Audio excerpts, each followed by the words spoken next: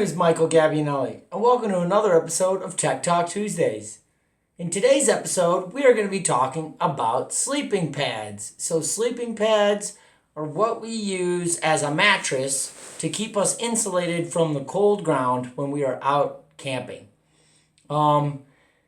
Today in the episode, we're going to go through the three main styles, and I'll show you kind of how you set up those different styles of sleeping pads, as well as talk about some of the pros and cons of each style. So the first style we're going to get into is the closed cell foam sleeping pad. And so this one is our simplest style of sleeping pad. It's just a roll of closed cell foam, meaning that it is really hard to get this kind of foam wet. It's not the absorbent kind of foam. It's the kind of foam that would keep water and keep things out of it. So this is our closed cell foam mat. This is one version. Sometimes they come in like a brick or a cube called the Z-Rest, which is a little bit more common these days.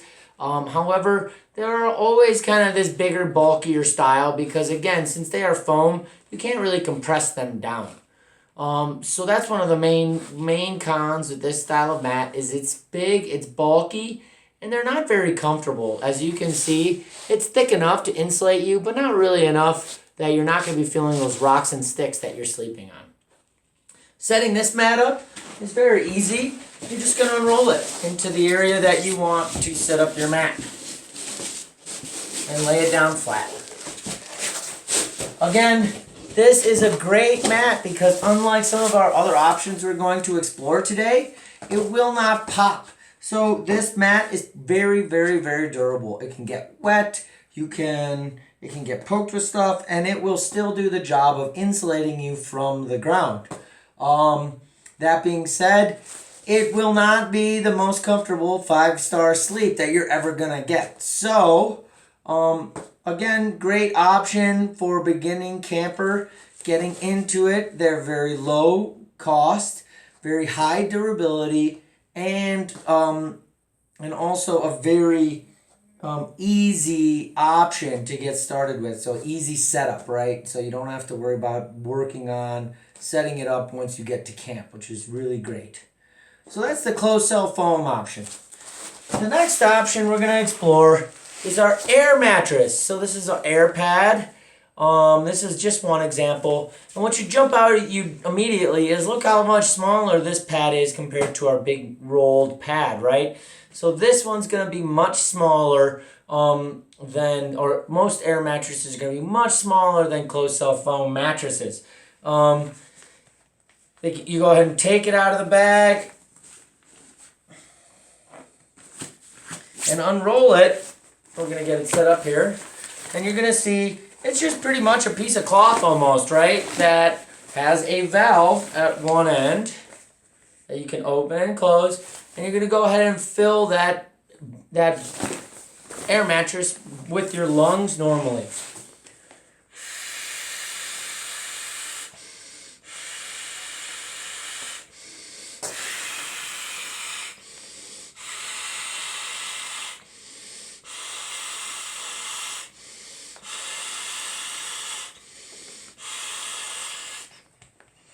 So as you might already be able to tell, it's going to take me quite a bit longer to get this pad set up than my closed cell foam mat. As opposed to just rolling it out, I have to unroll it and fill it with air. Also, since it's filled with air, when it's not filled with air, it actually won't keep you very warm or insulate you from the ground. So it's pretty imperative that you have air to create insulation with these pads.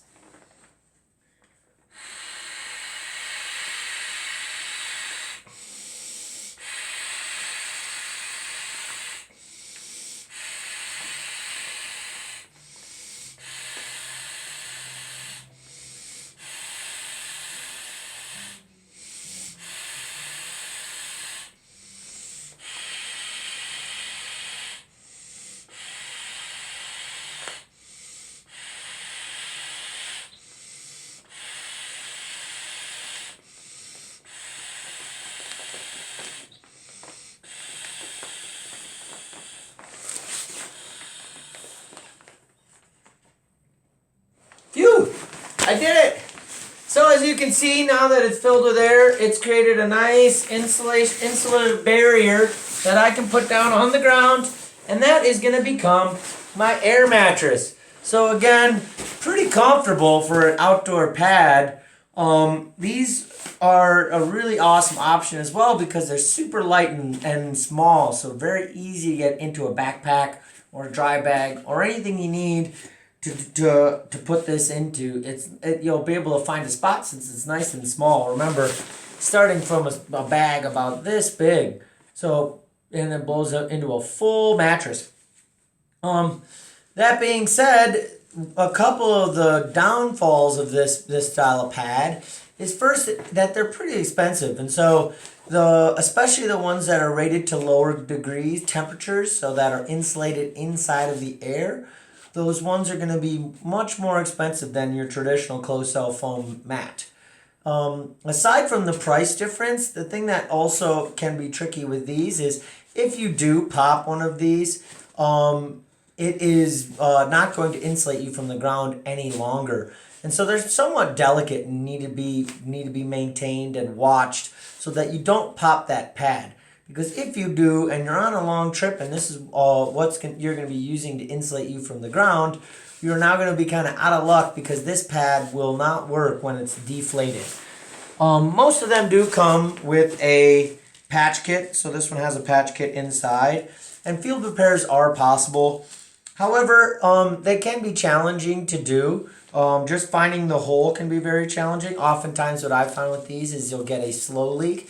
And so it's not that you won't be able to fill it up, but you'll wake up in the middle of the night on the ground instead of on your pad because the pad will have deflated throughout the night through whatever small hole it has in it. So great option, really comfortable, really lightweight, really small. However, they can be more expensive and less durable than their closed cell companion. One other thing is you can kind of tell it's a little bit of scratchy material, so when you're moving around they can be a little loud inside your tent. So if you're a light sleeper and don't like a lot of noise, these can also have a downfall in that regard. Great. The last option we have is going to be our self-inflating mattress. And so this one is a very big version. They do come in the single person version like we've been looking at of the other pads. However, I only have this version for my at home for self-inflating pad. And what the self-inflating pad does is it brings together the two other styles of pads. And so this is a pad that is full of foam that also fills with air. And so you have a foam insulation layer, and that's going to expand and help fill that chamber with air. So you don't have to really blow it up. You just have to let it expand on its own. As well as filling with air, so you're going to be sitting on a pillow of air as opposed to on just that foam hitting the ground, which can be stiff and uncomfortable. So all you got to do to inflate one of these bad boys usually is open up a tab. And right here it's got a one-way valve, and it's now letting air in to the pad. As we speak, that foam that is inside of this pad is expanding and filling this pad with air. These are amazingly comfortable, and they can be more resilient than the air pads since they do have foam creating a seal inside of this. That being said, you do have some of the downfalls of the closed cell foam because you have foam in there, it does not compact like an air mattress, so they are usually about the size of your closed cell companion.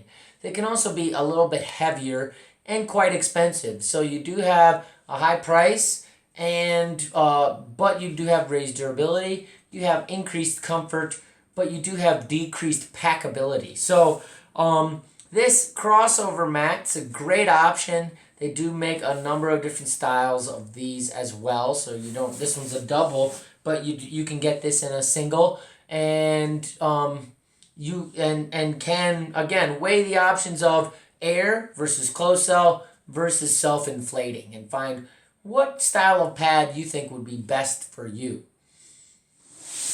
Great. So that concludes our episode for today. Hopefully you guys learned something about sleeping pads, and hopefully you guys are sleeping great out there. We'll see you next week for another Tech Talk Tuesday.